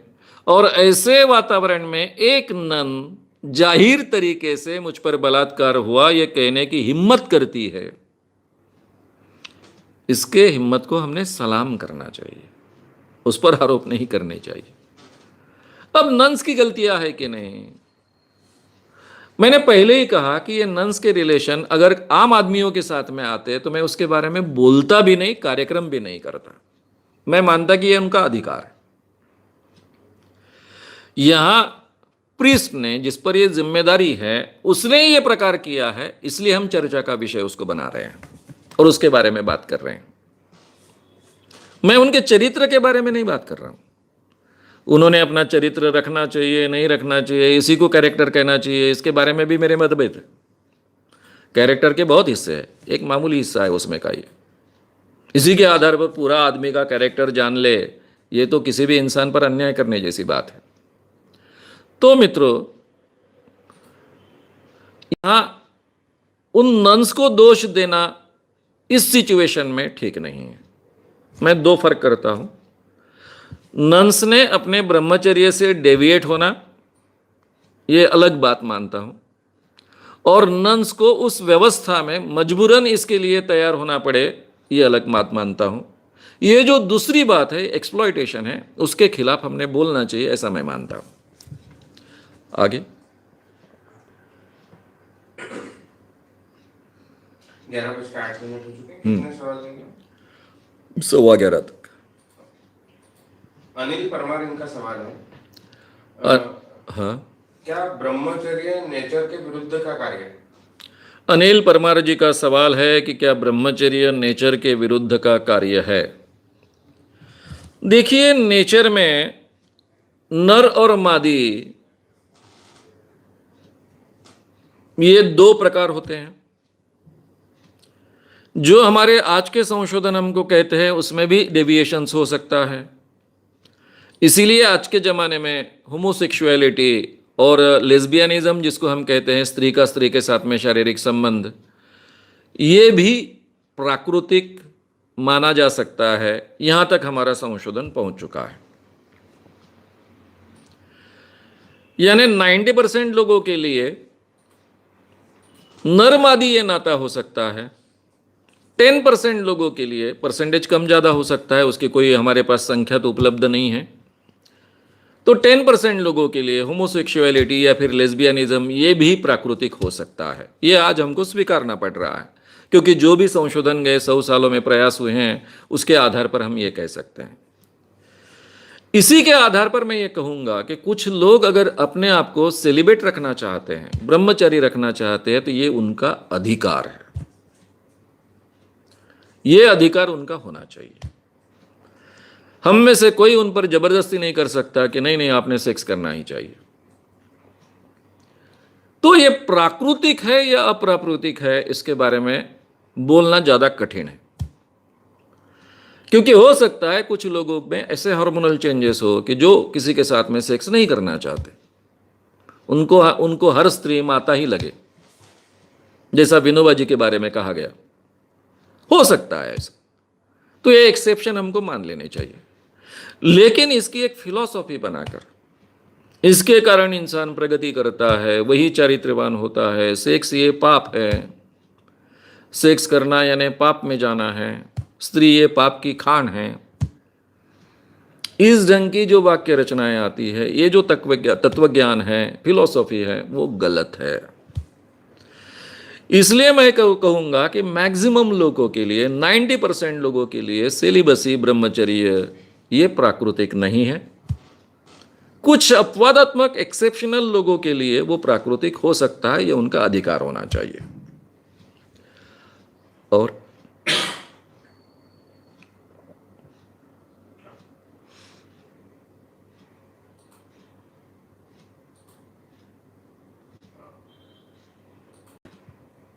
श्याम मावड़ इनका सवाल है। श्याम मावड़ इनका सवाल, अभी सोनोने इनका सवाल है। सर, आपको नहीं लगता क्या कि गॉड और भगवान, ईश्वर या भूत ऐसी कल्पनाओं के कारण या ऐसी चीजों के कारण लोग अच्छे से रहते हैं, और अगर ये चीजें नहीं रही मन में तो वो अच्छे से नहीं बर्ताव करेंगे? अभी सोनवनी जी का सवाल है कि गॉड की कल्पना, भूत की कल्पना, ईश्वर की कल्पना, इसके कारण ही लोग अच्छे रहते हैं, नहीं तो लोग अच्छे नहीं रह पाते हैं। आप जो कह रहे हो उसमें शायद शुरुआत के दिनों में इसमें कोई तथ्य होगा। शायद इसमें से एक ऑर्डर निर्माण करने के लिए, जिसको हम डिसिप्लिन कहते हैं, एक व्यवस्था कहते हैं, वो निर्माण करने के लिए इसका उपयोग हुआ होगा। जैसा मैं हमेशा कहता हूं कि धर्मों का एक बहुत अच्छा रोल रहा है। ह्यूमन सोसाइटी को ऑर्गेनाइज करने का, डिसिप्लिन करने का एक अच्छा काम एक जमाने में धर्मों ने किया है। तो ईश्वर की कल्पना ने शायद तब किया होगा। लेकिन आज के जमाने में होता है क्या? भूत की कल्पना के आधार पर तो अच्छा कोई बर्ताव करने की गुंजाइश ही नहीं, इसलिए उसके बारे में विचार ही नहीं करना ठीक है। मैं जेल में था, वर्धा के जेल में था, इमरजेंसी में काफी महीने था। हम केवल 3 विद्यार्थी थे, कॉलेज में पढ़ रहे थे। तब मैंने एमए पार्ट 1 किया था, सेकंड ईयर मेरा अधूरा था इंग्लिश लिटरेचर में। मेरे मित्र चंद्रकांत जी वानखेड़े थे, वो भी पढ़ रहे थे। तीसरा हमारा मित्र जो जेल में आया, सुभाष इथापे, वो भी पढ़ रहा था, हमसे बहुत जूनियर भी था। ये हम 3 विद्यार्थी छोड़ दिए तो पूरे वर्धा जेल में बाकी जो कैदी थे, करीबन 1000 के ऊपर कैदी थे, क्योंकि उस जमाने में इमरजेंसी लग चुकी थी और इमरजेंसी लगने के बाद में जिसके भी नाम पे 1-2 केसेस है उन सबको अंदर कर दिया था। इसलिए मेरे जेल में बाकी हम 3 छोड़ के बाकी 1001 तो भी गुनहगार लोग थे। मैं तब भगवान को मानने वाला व्यक्ति था। केवल डेली पूजा अर्चा करने की जो बात होती थी वो नहीं करता था, तब वो छूट चुकी थी। वो पूजा अर्चा तब नहीं करता था, छूट चुकी थी। लेकिन भगवान को मानने वाला व्यक्ति था। लेकिन हम तीनों लोग पूजा नहीं करते थे। जब हमको पहली बार एंट्री मिली जेल में, पहले दिन हमने पोस्टर लगाए, दूसरे दिन हमको उठा के सीधा जेल में डाल दिया। पोस्टर लगाए इंदिरा गांधी के खिलाफ। तो हमको पहले बैरक्स में रखा गया। 3 बैरक्स थे, 150 लोग रहने की वहां सुविधा थी एक बैरक में, और एक बैरक में 300 लोग थे, यानी सोने के लिए भी जगह नहीं थी। कुछ लोग आधे सोते थे, आधे बैठ के रहते थे। वहां हमने 15-20 दिन पहले निकाले हैं। वहां हम देख रहे थे कि जो भी डोर्स होते हैं, उनको संकली होती है, उसके ऊपर हर जगह भगवान के फोटो लगे, भगवान के लगे हैं, अल्लाह का जो होता है, कुछ साइंस होते हैं वो लगे हैं, क्योंकि मुस्लिम काफ़ी गुनहगार लोग वहाँ थे, क्रिश्चियंस का यीशु के लगे हैं। ये जो 1000 लोग थे, 1000 में से हर व्यक्ति हमको एक भी अपवाद नहीं मिला कि जो भगवान की रोज पूजा नहीं करता है। अपने अपने धर्म के अनुसार भगवान की पूजा करते थे। अभी 10 महीने रहे, सबसे मित्रता हुई, हमको खुली छूट थी। जेलर बहुत अच्छे थे, हम पर बहुत कम बंधन थे। एक बार उनके भी मन का डर कम हो गया तो काफ़ी हमको सहूलियतें मिलने लग गई। क्या करें, रात दिन इन लोगों से बात करते थे। तब मेरे जिंदगी में पहली बार ध्यान में आया कि यहां जो भी करता है वो भगवान को साक्षी मानकर करता है। जिसके नाम पर तब 7-8 मर्डर्स जमा थे, ऐसा एक बहुत ही गुंडा आदमी, मुस्लिम, लेकिन मारुति को बहुत मानने वाला, मारुति भगवान को बहुत मानने वाला, वो कह रहा था, श्याम भाऊ मैं क्यों पकड़ा गया मालूम है? मैं हर शनिचर को हनुमान जी को, मारुति को तेल चढ़ाता था, सिंदूर और तेल चढ़ाता था। लेकिन मेरे को पुलिस से इंफॉर्मेशन आई कि तेरे को अभी पकड़कर मिसा में डालने वाले हैं, इसलिए इस शनिचर को मैं गया नहीं था वहां पर तेल चढ़ाने के लिए, सिंदूर चढ़ाने के लिए, इसलिए सोमवार को मैं पकड़ा गया। अगर मैं किसी भी तरीके से वहां जाता, तेल चढ़ाता, तो बिल्कुल पकड़ा नहीं जाता। इतने 7 मर्डर किए, आज तक कभी पकड़ा नहीं गया, पुलिस मेरा कुछ बिगाड़ नहीं पाई। तो वो मर्डर भी भगवान का नाम लेकर उसकी पूजा कर कर, उसको नवस बोलकर करता था। वहां का हर व्यक्ति, यानी जो घर तोड़ने के लिए जाते थे, बाकेट मारने के लिए जाते थे, दरोड़ा डालने के लिए जाते थे, वो सभी के सभी लोग भगवान के आशीर्वाद को लेकर जाते थे।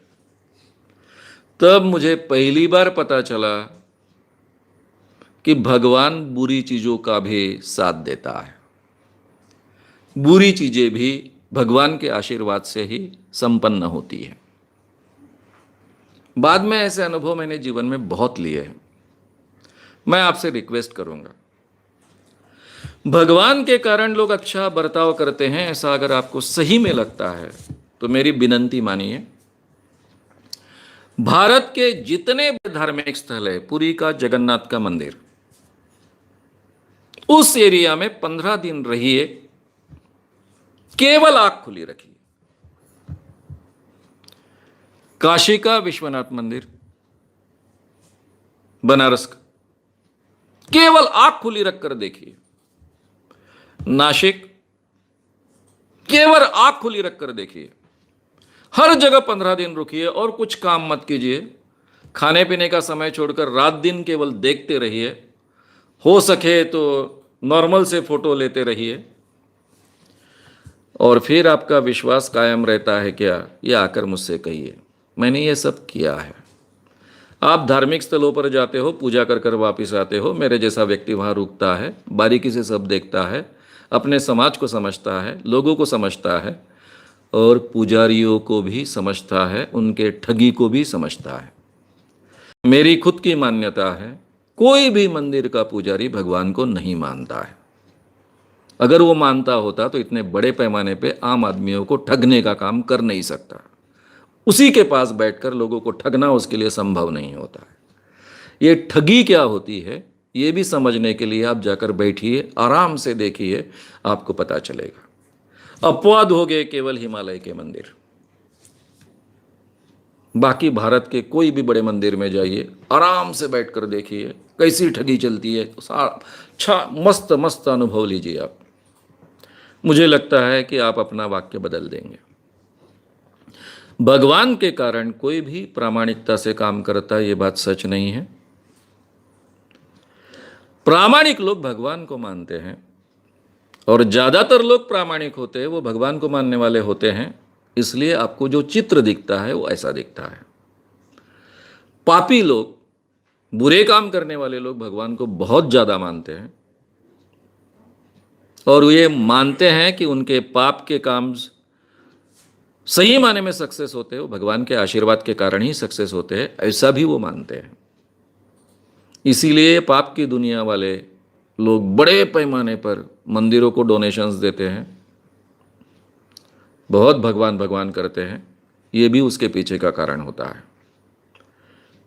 आगे एक सवाल लेकर रुकेंगे अभी।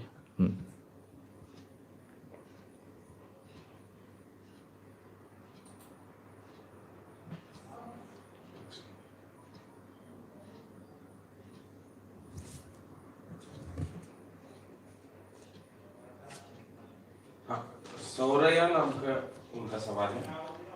उनके शिक्षक लेक्चर के दौरान उनकी खुद की जो वैयक्तिक अंधश्रद्धाएं हैं वो सारी बातें क्लास में बताते रहते हैं, और इसका बुरा असर हमारी मानसिकता पर नहीं होगा? क्लास में जो टीचर पढ़ाते हैं वो सब अपनी वैयक्तिक अंधश्रद्धाएं क्लास में बताते रहते हैं, इसका बुरा असर विद्यार्थियों के मन पर नहीं होगा क्या? डेफिनेटली होगा, 100% होगा। क्योंकि टीचर जो कहते हैं उसको महत्व दिया जाता है। इसलिए एक ही तरीका है कि उस शिक्षक को बार बार अड़े टेढ़े सवाल पूछे जाए। मैं अपने क्लास में शिक्षकों के बारे में ऐसा ही करता था, आप भी कीजिए। उन्होंने जो कहा उसके आधार पूछिए, उसके प्रमाण पूछिए। उनको अंधश्रद्धा निर्मूलन समिति इस ढंग के चीज़ों को आह्वान देती है, उसका प्राइस बताइए। फिर शिक्षकों को कहिए कि आप ये प्राइस क्यों नहीं ले पाते हो।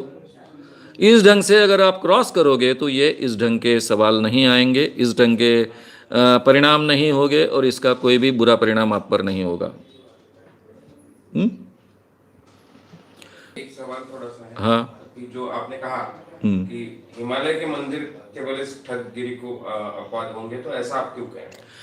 हिमालय के मंदिर ठगगिरी को अपवाद हो गए ऐसा मैंने क्यों कहा? इसका पीछे का कारण है, वहां के भी मंदिर मैंने देखे हैं, वहां इतने बड़े पैमाने पर व्यापार नहीं चलता है। पहले ही लोग इतने दूर से वहां आते हैं, यानी बाकी मंदिरों में वहाँ के जो पुजारी लोग होते हैं आपके पीछे लगते हैं, आपको पटाने की कोशिश करते हैं, क्या क्या झूठ बोलते हैं, अलग अलग झूठ बोलते हैं। ये पूजा करोगे तो आपका इतना फ़ायदा होगा, ये करोगे तो इतना फ़ायदा होगा। ऐसे कोई पुजारी हिमालय के बड़े बड़े मंदिरों में पीछे लगते हुए मैंने नहीं देखे हैं, चाहे बद्रीनाथ हो, चाहे केदारनाथ हो, चाहे ऐसे मंदिर हो, नहीं देखे हैं। इसलिए मैंने कहा केवल, यानी इस आधार पर। बाकी आपको जो पूजा करने हैं आपका चॉइस है, आप बोलेंगे वो पूजा वो करेंगे, आपको बहुत आग्रह नहीं करेंगे कि ये पूजा कीजिए तो आपका और ज़्यादा भला होगा। इस ढंग से वहाँ नहीं होता है। इसलिए मैंने कहा कि उतना एक छोड़ दिया तो बाकी जगह इस ढंग का सब चलता है। मैंने तो मथुरा में बहुत ही अलग देखा है।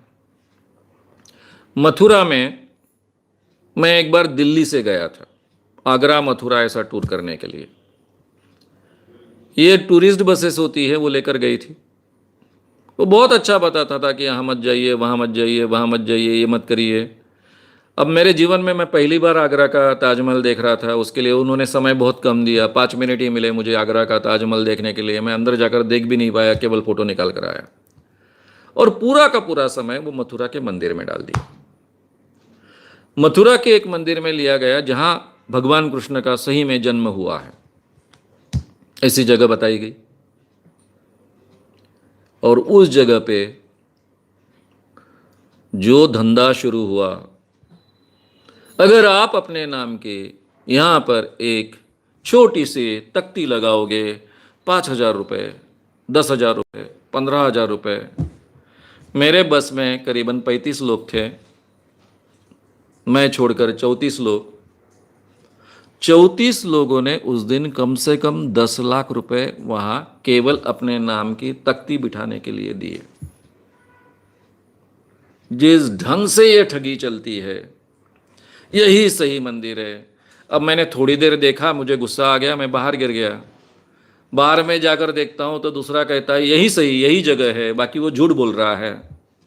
मैं 5 जगह जाकर आया, पूछा भी नहीं, मेरी बस तो वहाँ रुक। वो बस को हिस्सा मिलता है, वहाँ पे जो आता है ना, जो सबको बताता है गाइड तुम्हारा, वो इतना हिस्सा लेता है। ये सब जानकारी मुझे 5 जगह घूमने के बाद में पता चल गई, क्योंकि जहाँ पर इनकी बस नहीं रुकती है टूर वालों की, ये 10 लाख में से वो टूर के बस ले जाने वाले को कुछ हिस्सा मिलता है, उस गाइड को हिस्सा मिलता है, जो 2-4 पटाने वाले लोग होते हैं उनको हिस्सा मिलता है। ऐसी ऊपर से लेकर नीचे तक ठगी चलती है।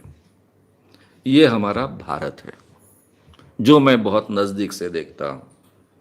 आप केवल जाते हो, पूजा कर कर आते हो, इसलिए ये भारत आपको कभी दिखता नहीं है। प्लीज़ इसको भी देखने की कोशिश कीजिए। मित्रों, हम यहाँ अभी रुक रहे हैं। गुड नाइट, शुभ रात्रि, धन्यवाद, धन्यवाद, धन्यवाद। श्याम मानव चैनल को आपका समर्थन देने के लिए चैनल को जरूर सब्सक्राइब करें। चैनल के नोटिफिकेशन पाने के लिए बेल आइकन भी दबाएं।